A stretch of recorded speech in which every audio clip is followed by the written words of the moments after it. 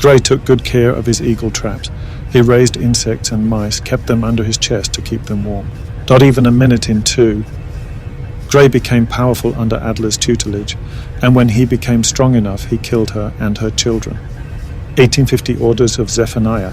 He also left Elizabeth a collection of wonderful pebbles he had discovered on a trip to Australia. She said Gray resurfaced last year and tried to blackmail her about it. Let's hope such actions won't result in long-term complications. Anyway, strangely enough, the pre-classic team remained largely unchanged, but then for some reason the two went on an attempt to conquer Earth. Not sure what the hell is Austrail. Sounds like an Australian variant that turns people into femboys. But it gets the job done, though I could have continued my existence without the thought of femboy Radigan. The sentry gun was used in what I'm guessing is a minor labor dispute. Not sure what's a conger, but the W scares me. It's 1968 Sandwell. This is where the main events of Team Fortress 2 take place. In the summer of 1968, Reliable Excavation and Demolition, Red and Allied forces recruited his 9 members. Scouts, soldiers, squires, demolition officers, soldiers, engineers, doctors, gunners, and scouts. Damn, it seems certain members are absent, and the BLU team is either empty or full of spies.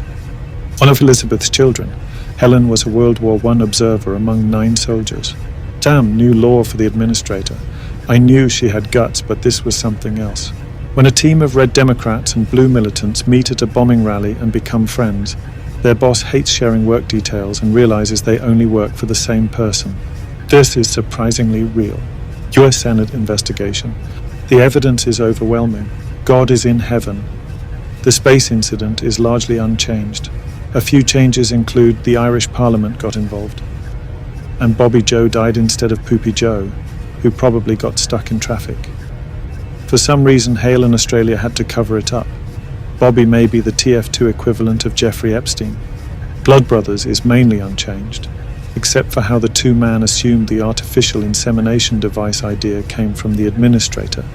And Gray comes out as a female cannibal minotaur with a mango complex. Truly terrifying. Anyway, Saxton Gale fights the Yeti because of patriarchy. A video explains that Redmond and Blutarch got sent to the Shadow Realm, and the robot war has started. They attack civilian businesses, construction, the wilderness, and the world. Mr. Pauling becomes a commander of God, and the soldier goes back in time to kill baby Grey Man, thus ending the war, only to be sidetracked into becoming a lawyer for a lord of some kind. But that's another story. Gray also uses the Dommy-Mommy curse to his advantage and steps onto the battlefield himself. During the battle for Mann's headquarters, he becomes a great engineer. A lot more active he is this time around. Apparently, both the Mercs and the robots had a minor rebellion.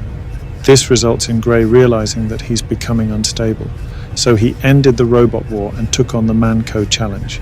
He was thinking that Hale wouldn't hit a woman, only for Hale to transform into Gale and beats him anyway.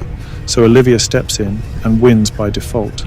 6 months after Mann's fall, Gray received a letter from Pauling asking him to gather strength.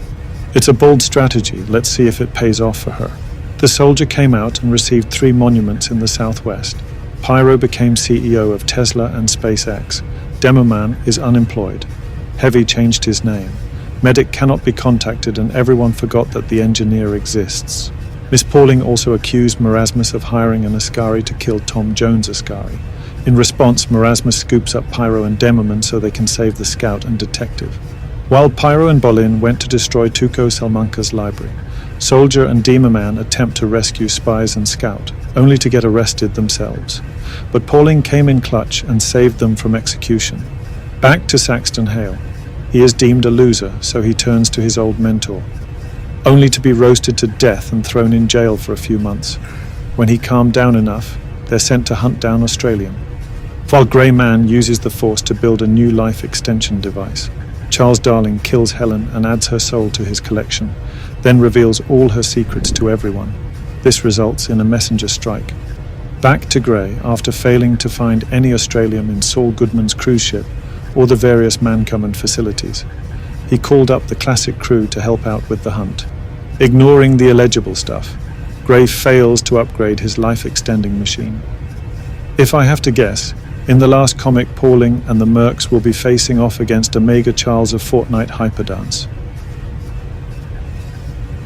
Team Fortress 2's hidden pages and stories shed light on how the Magistrate has spent 150 years connecting the lives of people around the world and reconciling age-old hatreds.